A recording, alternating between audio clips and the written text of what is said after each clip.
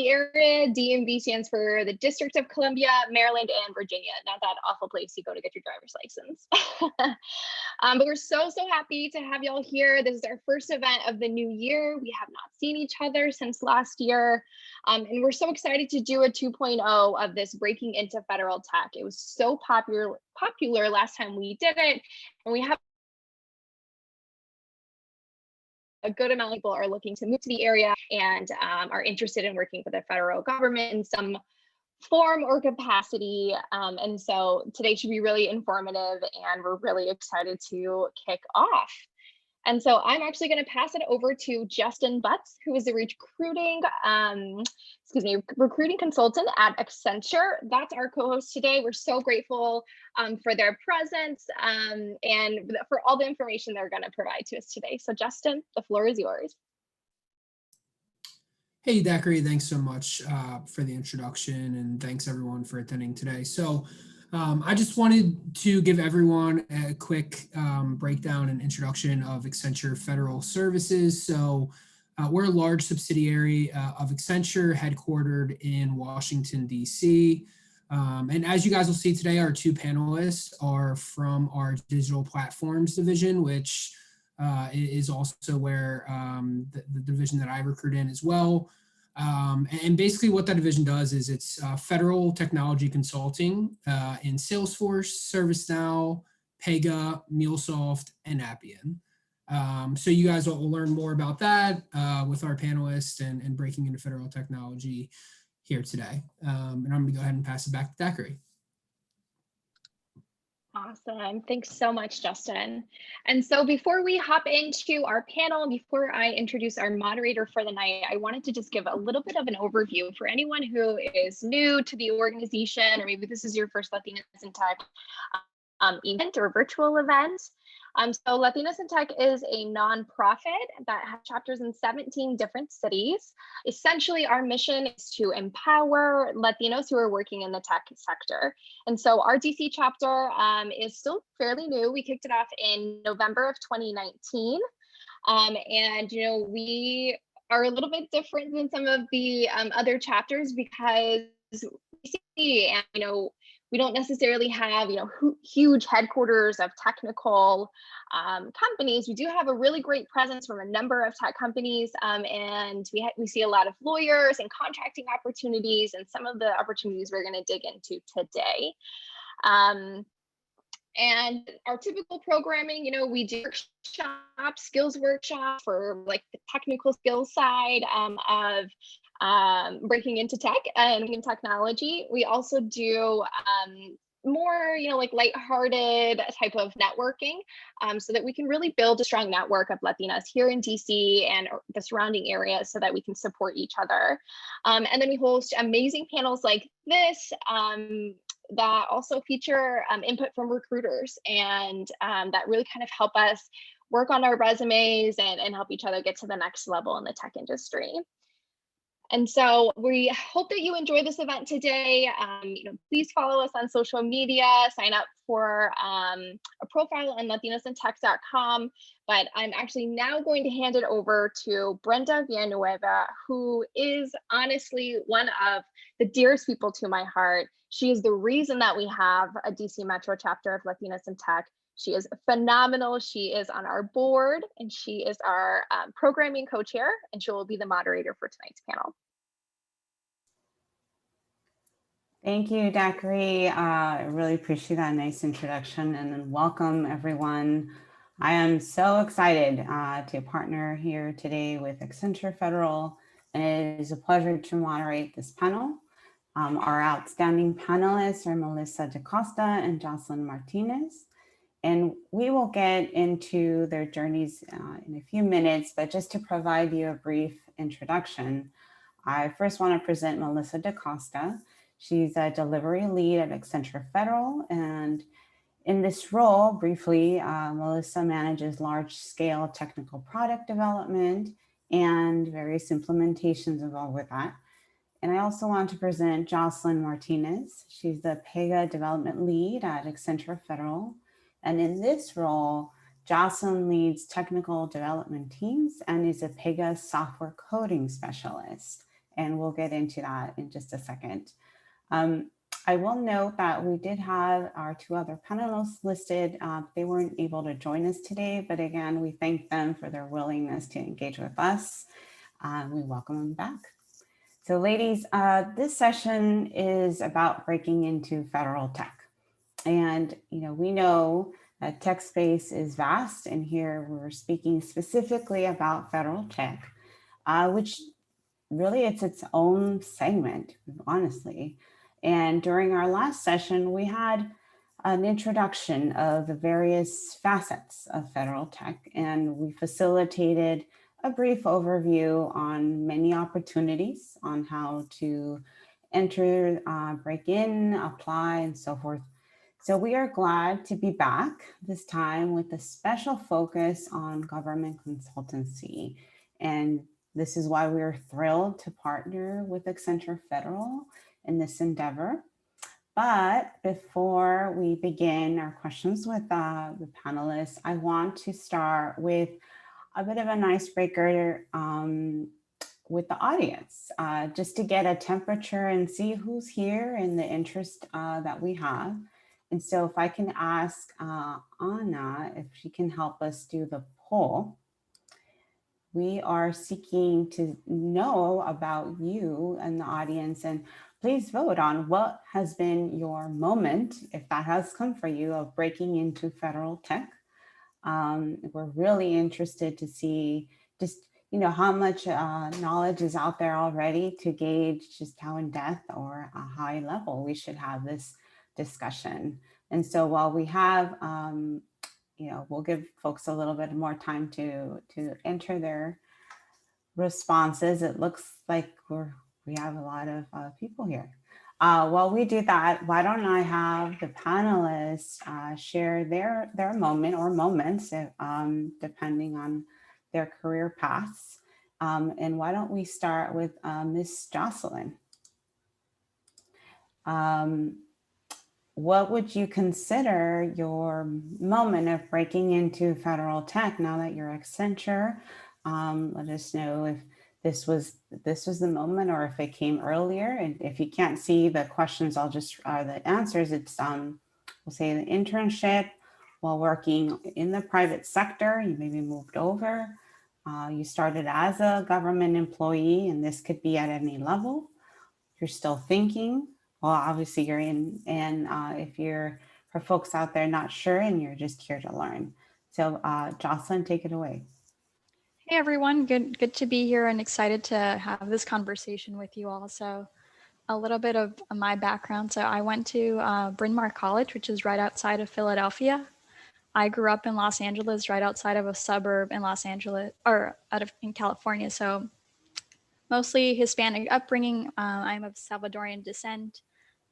So going to the East Coast for college was a pretty big move for me. And I went in with this thought that I was going to be a doctor. I was a biology major. And I also double majored in Spanish. So had a lot of challenges with majoring in a science, but generally proud of myself for getting through such a difficult kind of arena for someone with limited preparation in high school. So I entered the federal workspace right out of college back in May of 2017. I was actually referred to the company by one of my teammates because I ran cross country and track. So pretty tight-knit group, and I was recruited for a specific event called Women's Career Consortium, which basically looked to place women who had careers or degrees in STEM. So it's pretty straight into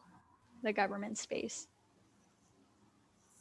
Great, thank you for sharing. And we'll get a little more into your breakthrough, so to speak, into this in just a few moments.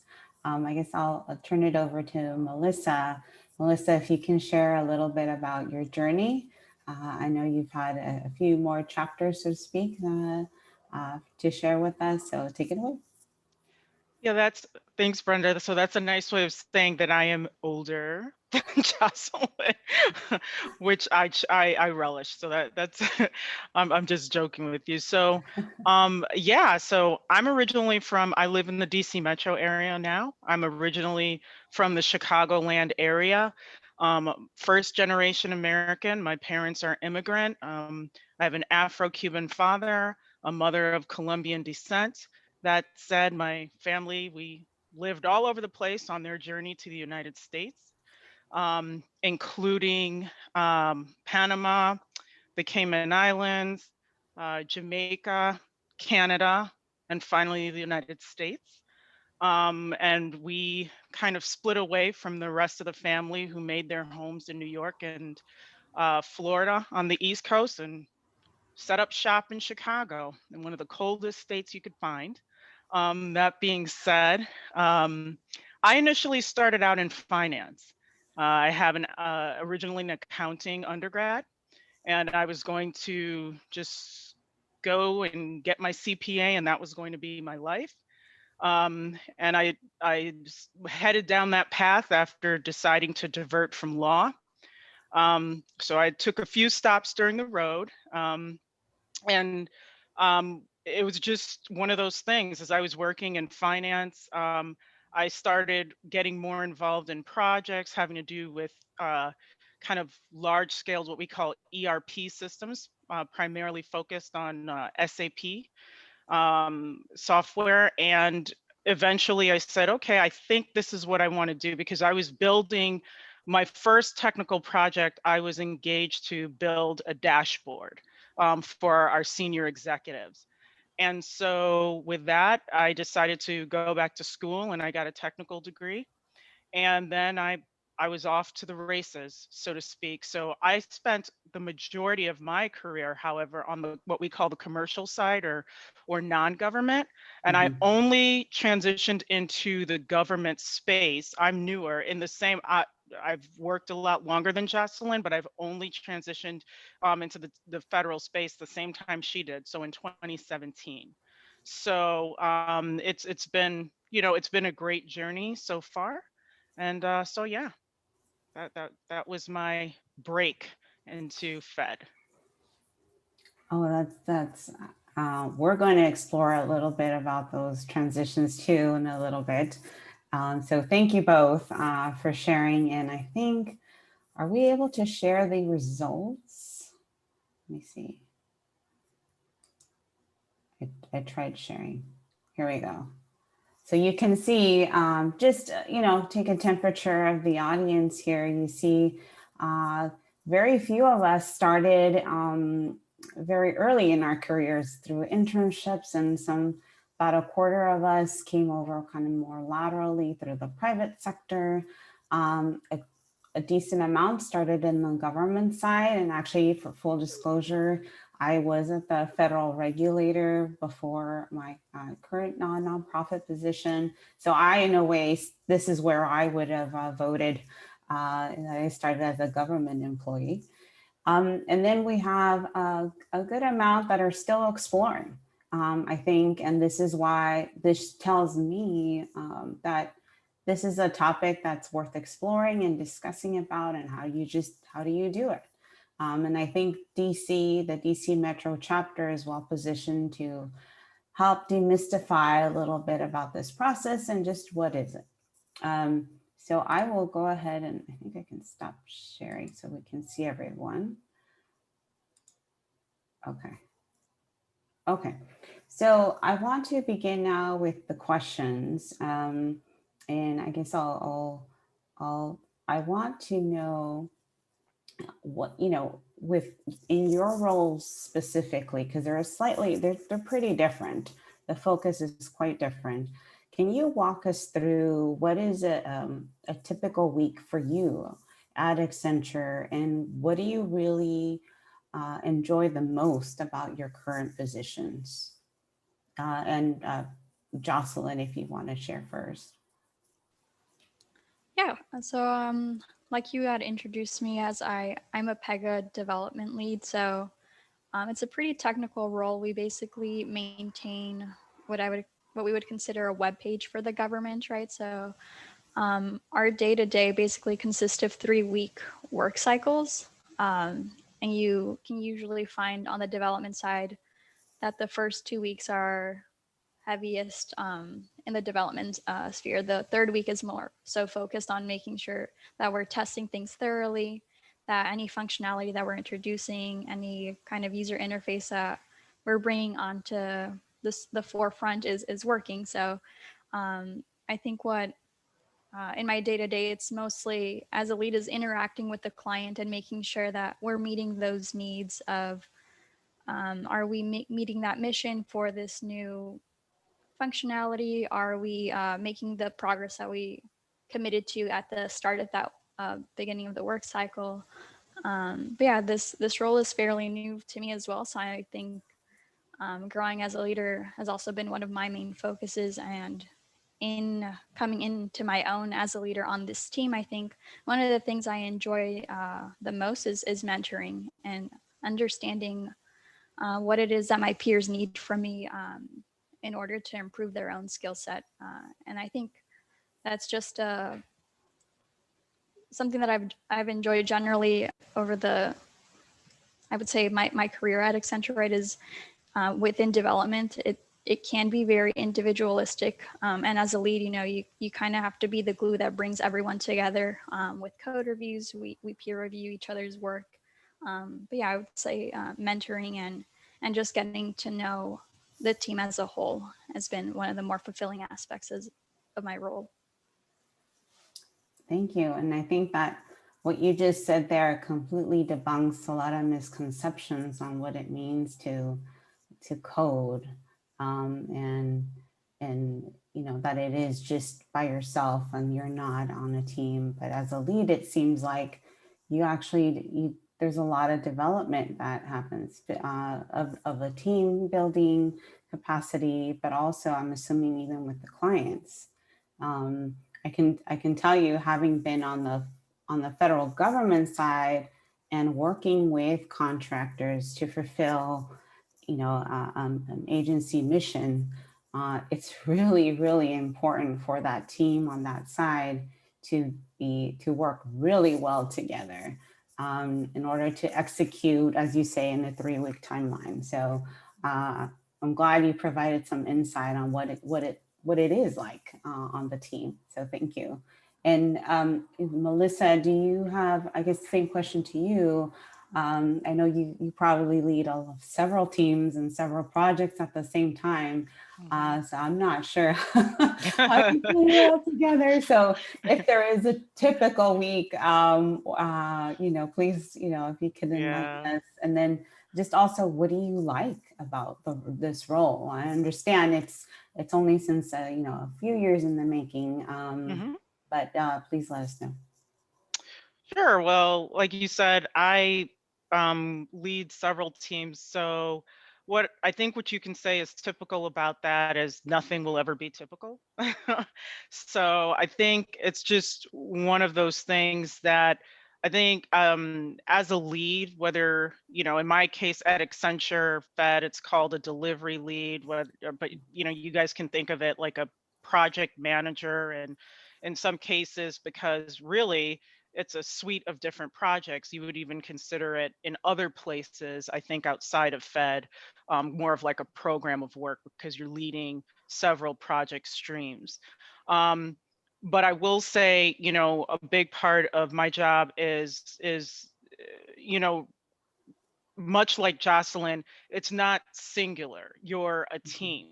So the success of the program, you're depending. It's everybody. The success of the individual rolls up to the success of the team, rolls up to the success of the individual work stream, which rolls up to the success of the overall portfolio, and then to the account.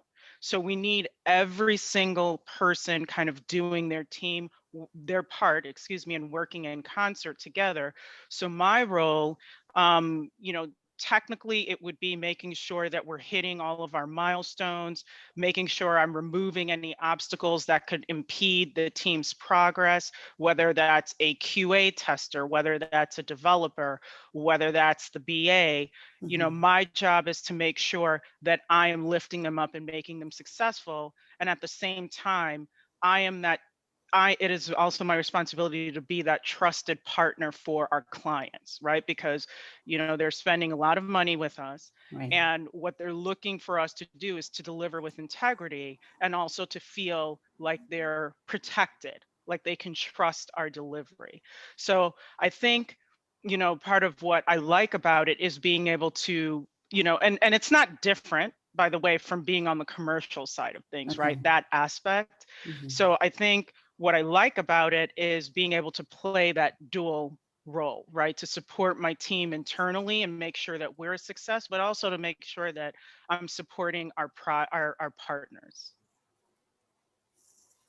I'm sensing a theme here that it is not just, you know, the individual, and it's, you know, really, even as, I mean, you're both technically both leads in your own perspectives, own roles.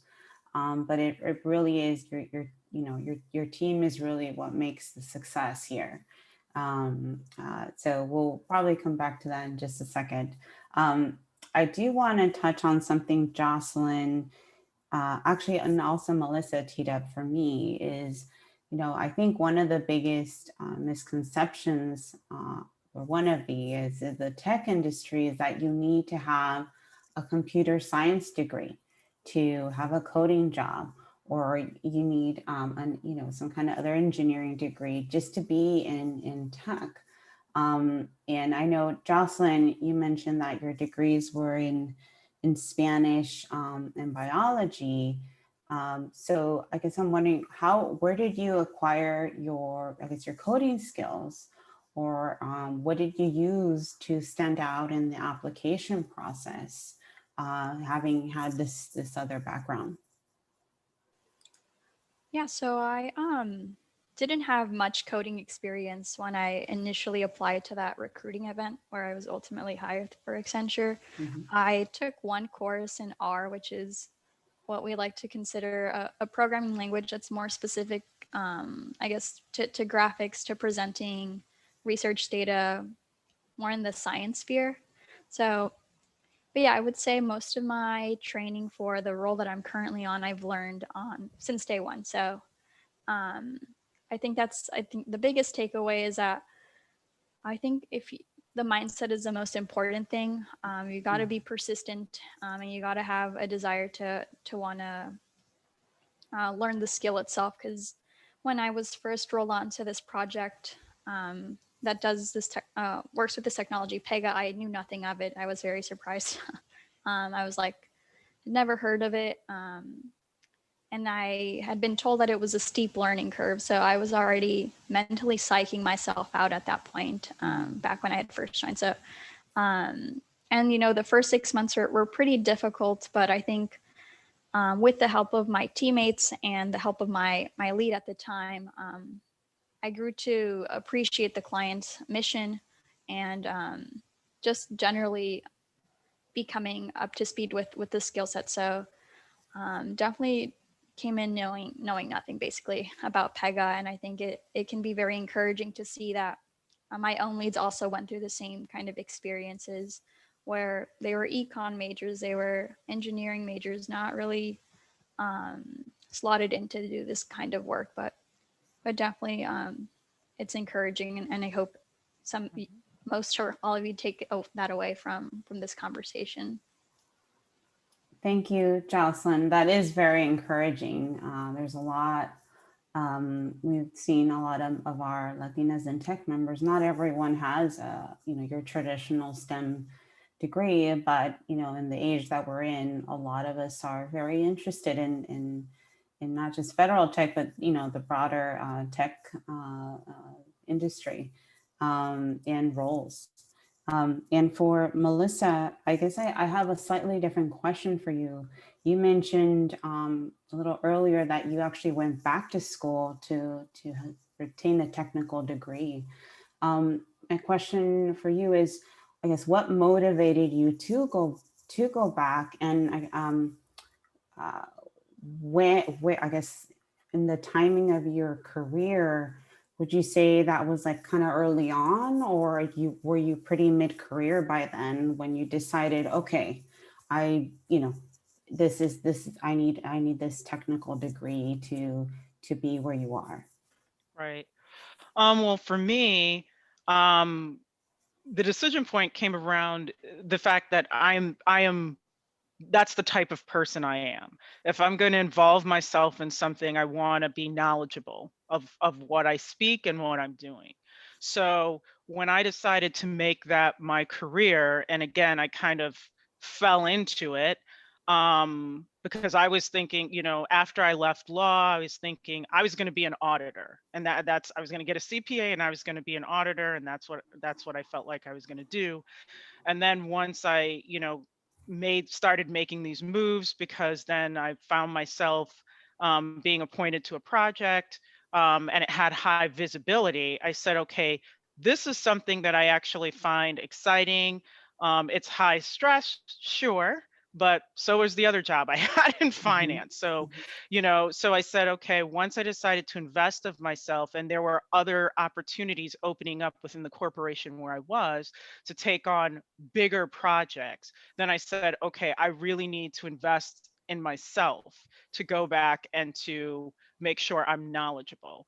So I would say at that point, it wasn't in the very beginning of my career, but it was still relatively early on. Or to give an idea, I'm going to date myself a little bit here, but I was probably, I'd say, about 6 years in post undergrad, right? My first undergrad. And that's when I said, okay, enough time to know, because I was thinking to myself, either I'm going to go maybe to business school, or, I'm going to go ahead and do my CPA. So I was at that point where I needed to make that decision. And that's when I went back. So, and I definitely think it's helpful, because I like to call myself tech adjacent.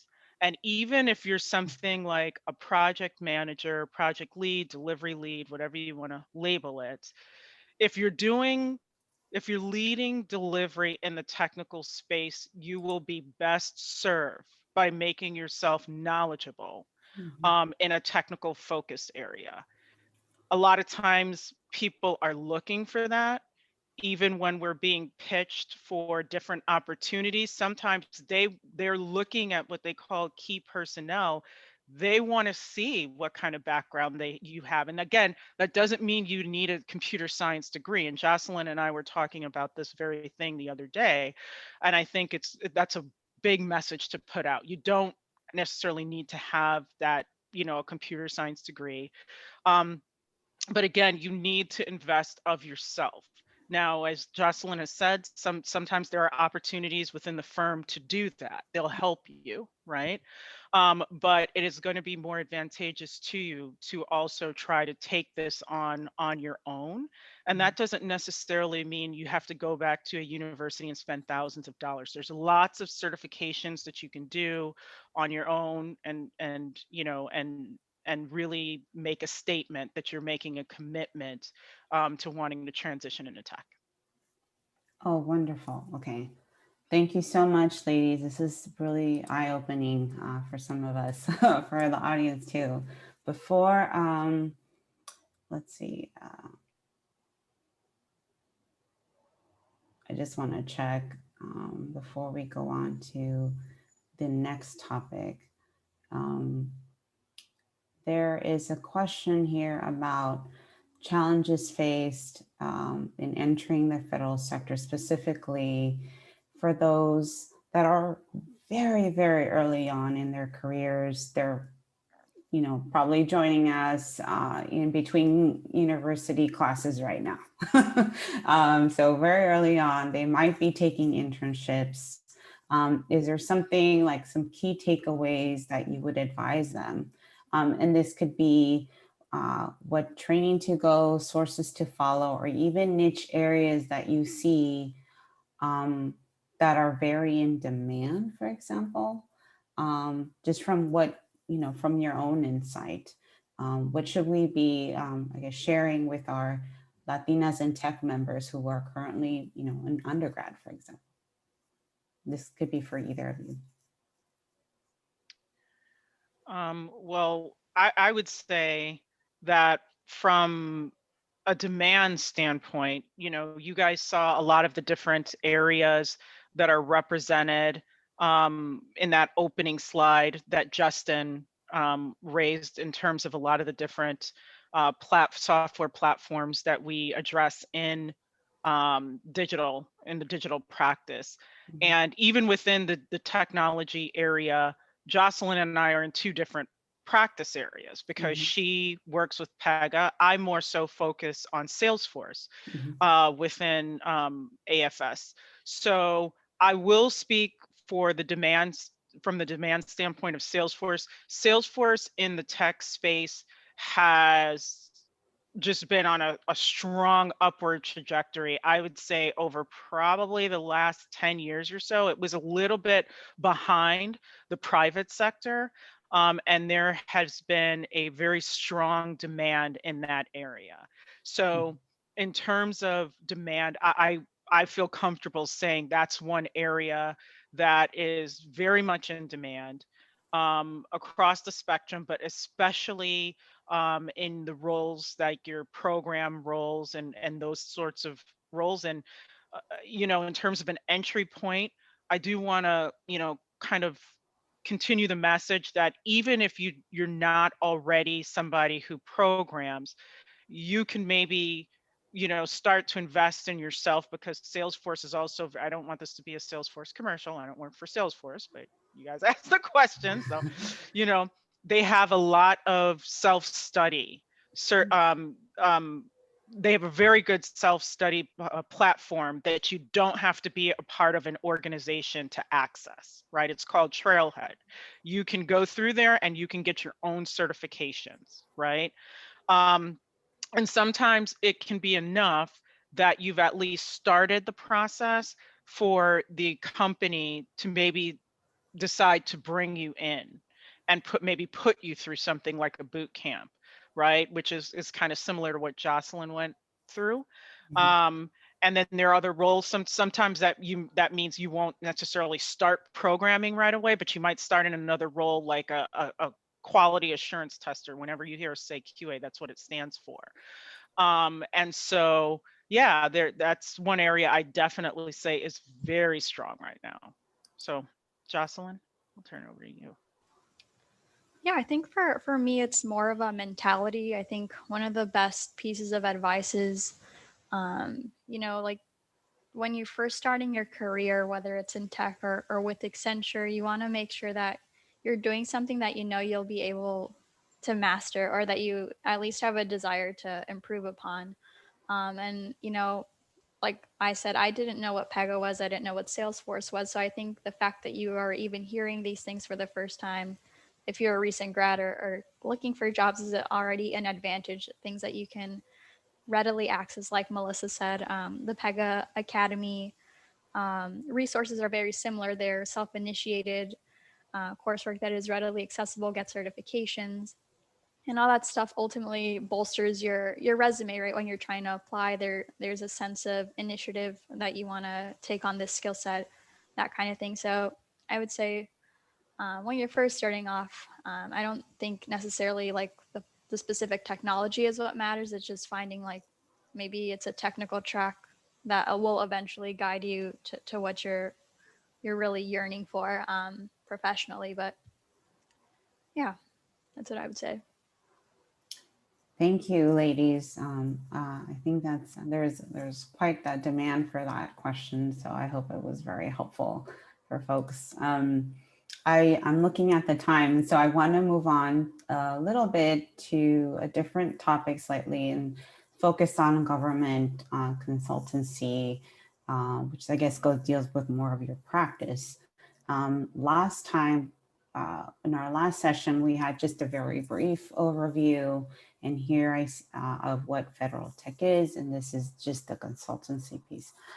So I guess I want to ask this question in two different ways. The first is, how is it different providing these consultancy services, being on the federal government side versus being on with Accenture, if you have any perspective of that? Because I see that there's a few folks with some government experience. I don't know if they were like me and had to actually work with contractors or not. But for those who are sitting here, especially in the DC metro area, which is likely, you have government employees, how is it different to service, get to the mission on your side of things? Well, I'll say for me, and then I'll turn it over to Jocelyn. I'm married to a Govy. And he, interestingly enough, he's in technology as well, more on the data mining side of things, kind of business intelligence, writes a lot of complex queries, that sort of stuff. And I can see the differences between how we have to approach things. Mm-hmm. I think on our side, the thing that's going to be different is we definitely we have a very strict set of boundaries that we have to operate within as federal contractors. And I can say that's the part that's a little bit different than being on the private delivery side or commercial, non-government consulting space. So there's a lot of technicalities. But I will say, if you are within the project, a lot of those technicalities, to be honest, they trickle down from the top, right? Because they are deeply embedded within our contract. And so if you've already worked on the government side, you'll have some of that experience, and then you'll just say, oh, okay, I get it, right? I will say where you'll feel more of that difference is if you were somebody who came from the commercial side like I did, because that's pretty much the only difference. Anything else, like doing the, working in the technology itself, or if you're working in the project management space, no different in the in working, but the difference will be just getting used to the federal syntax of things, all the some of the limitations around different things. But a lot of times, again, that's going to be guided or embedded within the contract, and it'll trickle down to your project. So hopefully I answered your question. I'm not sure, but You actually went a step ahead and guessed on what my second question was going to be, which is, what's the difference in serving the private and a government client? Yeah, so yes, you've addressed it.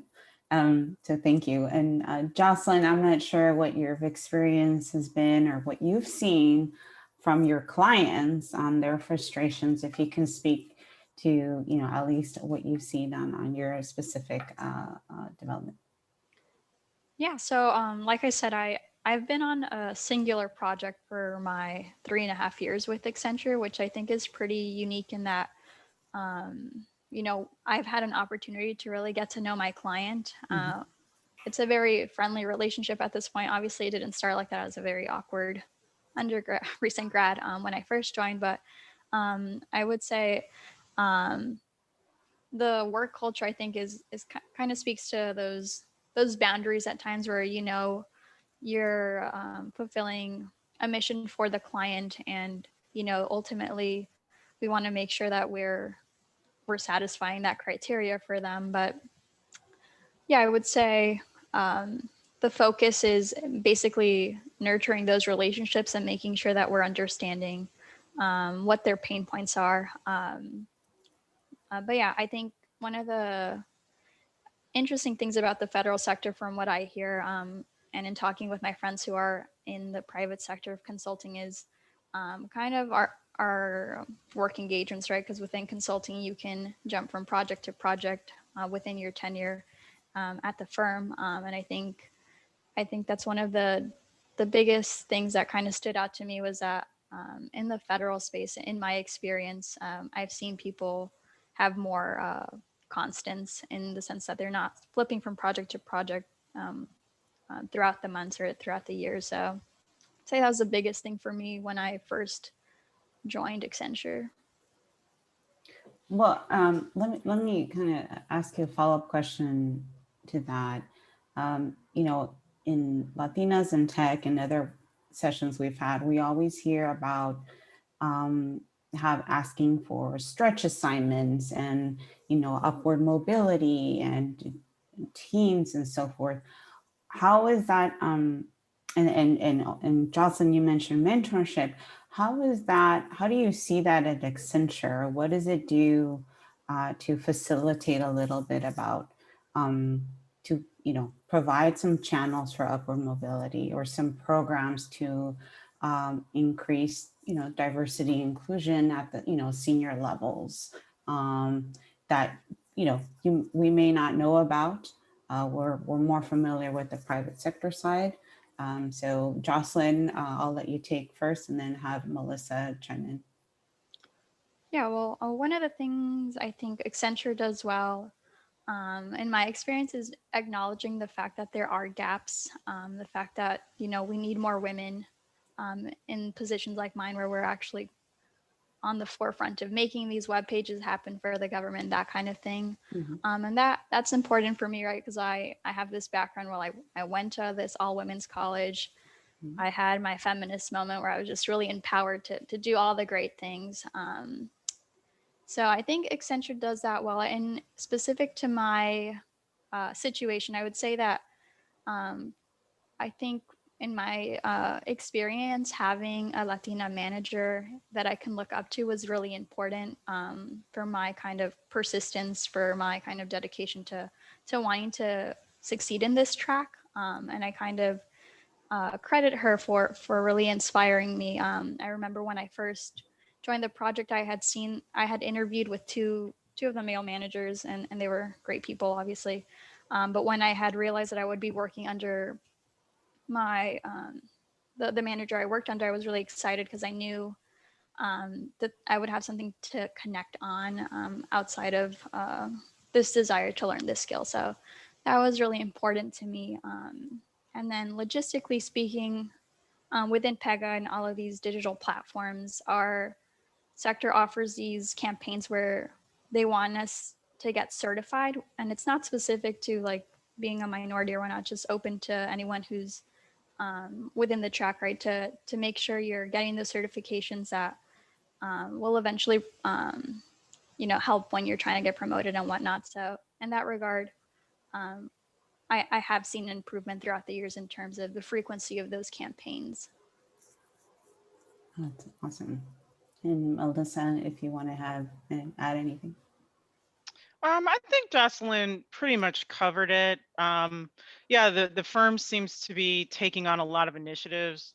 We're here, right? So that's one of the ways that you can tell that they are definitely looking to champion I&D initiatives, really trying to make a reach out.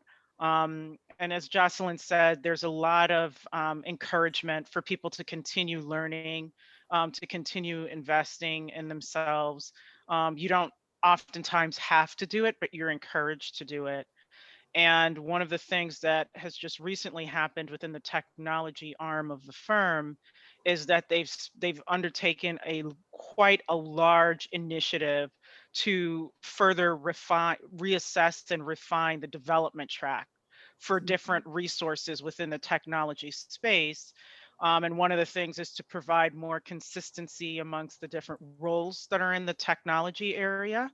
And it, by the way, it represents one of the largest delivery areas in the AFS company, because again, Accenture LLP is its own firm, and we are our own firm. We have the same parent company, but we are two different firms, and we don't cross resources.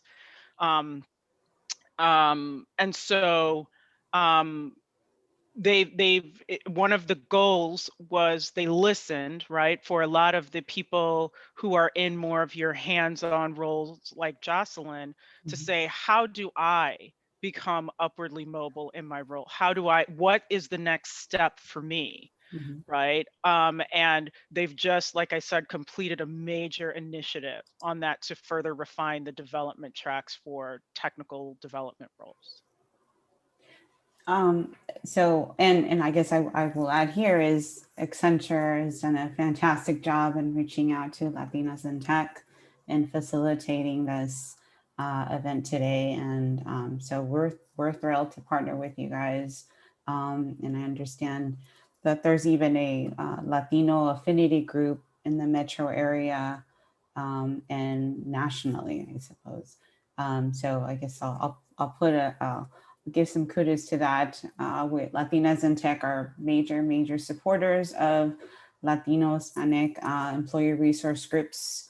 So we want to, give a shout out that, that Accenture does have those.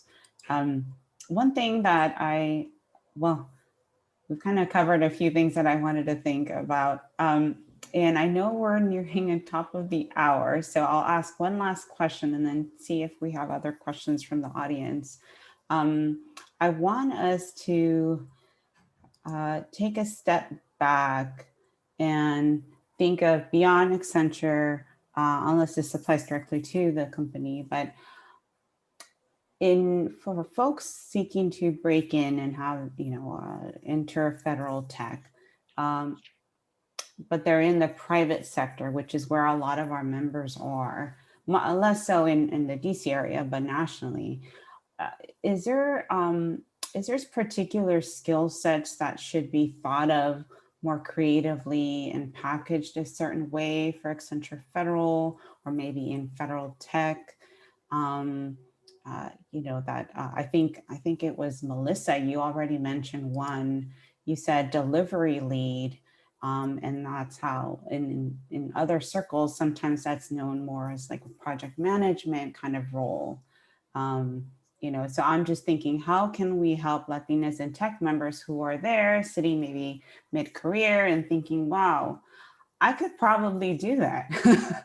And see like, what are skill sets that you know of that exist in the private sector or are valued in the private sector that may be known a little different in federal tech or even just Accenture Federal. Jocelyn, did you want to take that one from the technology side? And then I can maybe follow up from the functional. Yeah, I was kind of pondering right as the question was being asked. I think as someone who, again, did not know what PEGA was, I had to rely a lot on how I was presenting myself. And a lot of the times it's, what did I do successfully in my major? So things that kind of stood out when I was interviewing was I secured funds for a research project, or I was team captain for the track and cross country team my junior and senior year. So things that kind of, show that you have a general sense, a willingness to learn, I think is very important. I think adaptability, because like I said, I came in getting hired to Accenture, not knowing that I was going to be a PEGA developer. And I always like to say the story when I got my offer. It said bus and tech analyst, and I thought I was going to be working with buses because I had no clue what Accenture was. So I really relied on kind of primarily on my network, right? Because I got referred by a teammate. I really, took a good look at what Accenture kind of stood for, what they wanted to do in terms of their diversity efforts, and really kind of ran with that. So that was kind of my entry strategy. Yeah, and and I think obviously Jocelyn is a good representation since it wouldn't have been so long when she went through that process. And I would just say, kind of just from my observations and, I one of those people that I'm actively, I'm staffing projects and so it's kind of like what I look for, right? So champion what Jocelyn just said, it is very important, right? Because even once you're in Accenture, you're probably going to encounter people like me who, when you're getting ready to be placed on a project, for example, we're also looking at how you present yourself, right? What have you been doing with yourself? What is your flexibility or your adaptability, as Jocelyn says? Do you appear to be somebody who's going to be able to weather the storm, as you will? Because that is part of consulting. It's not to scare you, but tech consulting is not a walk in the park. If you think you're going to be, just, I don't know, be the next founder of Twitter tomorrow, and federal tech consulting is probably not for you, so yes, certainly it's exciting to be able to continue to develop yourself, but this kind of touches on one of the aspects that you mentioned before, Brenda, in terms of federal versus private. Some people will say that what couldn't be a little bit different is on the federal side, your projects are not going to be, as sexy. I'll just say that, right? You're not, you're working with people's business processes, and these are federal processes, and so sometimes you're working a lot of modernization projects, right, to modernize legacy systems. So those sorts of things. So again, it's somebody who's willing, and because some people are honest about that, and they'll come in and they'll interview and they'll say, I think I'd rather look for something on the private side, because that just sounds like something that really doesn't interest me, right? So we're looking for, part of it is what your interests are, but also to the things that Jocelyn spoke to. How are you presenting yourself? What have you done to invest in yourself, right? So those are things that are important. Jocelyn also talked about coming in as a business analyst. If you are a bit more functional or a bit more junior on the technical side, and you still want to go down the technical track, business analysis is a good start, right? So, and that's something that translates from the private side of things, being a business analyst. So that's something that you can definitely use as a bridge, whether you want to go down the technical track, because there's a concept of a technical BA versus more of a functional BA, or you want to go down more of a functional track like I am, where you eventually want to ascend to being something like a delivery lead or a PM.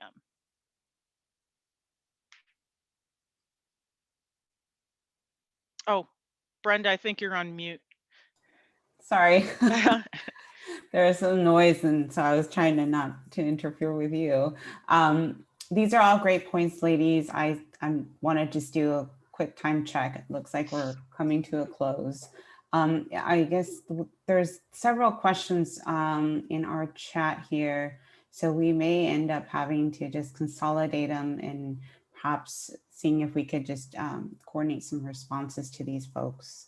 I want to give you one last, like a minute or two to give one last impression if you want, before we hand it over to back to the presenters. For any closing remarks, any last advice that you wish to give members sitting in the audience thinking like, can I do this? Well, Jocelyn, why don't you probably go first on that, and then I'll just kind of. Sure. Yeah, I think the biggest takeaway for me is like, if you have a desire to break into the tech space, like it's there for you. It's not some untouchable and unattainable thing. I mean, look at myself. I am now leading a development team from not being really technically inclined at all, right? So it's just a matter of being persistent and making sure you are connecting with the right people. I think one of the best things, right, is I connected with a former teammate who connected me with Accenture and ultimately led me to this. So I think, network and making sure that you do your research is important, but, this is attainable, and hopefully, we motivated people to break into this space. And again, once again, I think, very aptly put by Jocelyn, and I'll just co-sign everything that she said. We really welcome people to get involved and come on in. Jocelyn and I were having, again, we were having, you know, this conversation we were having the other day, and we were saying, we really think it was important to get the message out that don't think, and we said it already, so it's just to close out, again, you don't have to have started in tech, right? And I think, you know, even though Jocelyn technically started her career there, she studied something else in school, still in STEM. In my case, I started something completely different, a couple different things, right? And so, you know, again, I don't think it's too late. Part of the diversity that we have is not only of culture and color and gender, it's also in age, right? And I think one of the fantastic things about technology, unlike some of the other career paths, is that the barrier of entry is lower because you are afforded the opportunity to transition from another career in, right? So, you know, just dig in. And if it's something that's interesting to you, just start to do the work to invest yourself. As Jocelyn says, start to make your connections and then come on in. There's a lot of opportunity, particularly in the Fed space, and particularly in some of the rapidly advancing cloud platforms that we mentioned to you. Wonderful. Ladies, it's been a pleasure. Thank you so much. And I can see the chat has been active this whole time. And there's been, you know, I guess your recruiting team very active. So quite a very successful chat and a very successful discussion. Thank you so much. And so from here, I'm going to hand it back to, I think, Justin to give us some remarks.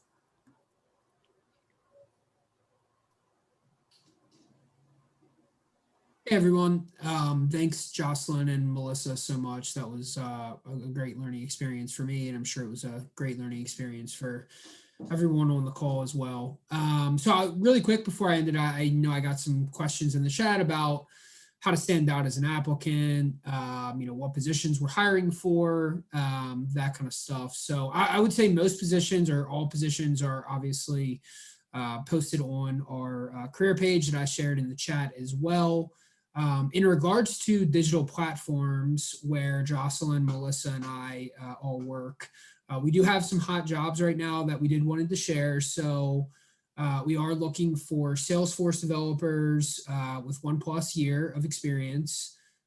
So junior all the way up to more managerial type Salesforce people that can either be fully remote or local to the DC Metro, San Antonio, or St. Louis areas.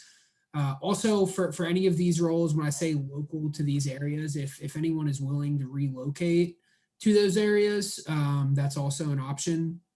So Salesforce, that's really what we're looking for right now. Right now, business analyst wise in Salesforce, we don't have any openings, but that changes very often, daily, almost hourly in regards to that need.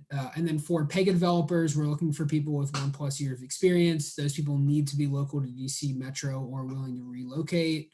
And then in ServiceNow, we're also looking for developers with 1+ year of experience that are local to DC Metro, San Antonio, or St. Louis, or willing to relocate. And then we also have openings in MuleSoft development with 3+ years experience. And that actually is allowed, similar to Salesforce, where you could actually be fully remote or local to the area as well. So if anyone is interested, please shoot me an email. I have my email here. I also have my LinkedIn. I also shared my LinkedIn and email in the chat and into some of the questions that I answered today. So if anyone has any other questions or wants to talk about how to stand out as an applicant or wants to apply to jobs, please go to that website, shoot me a request on LinkedIn, shoot me a message on LinkedIn. I'll make sure I make time to speak with everyone and give you advice or speak with you in regards to some of our open roles, even if it's roles that you know, aren't open currently. So I'll go ahead and let Brenda go. Thank you, Justin. You're welcome.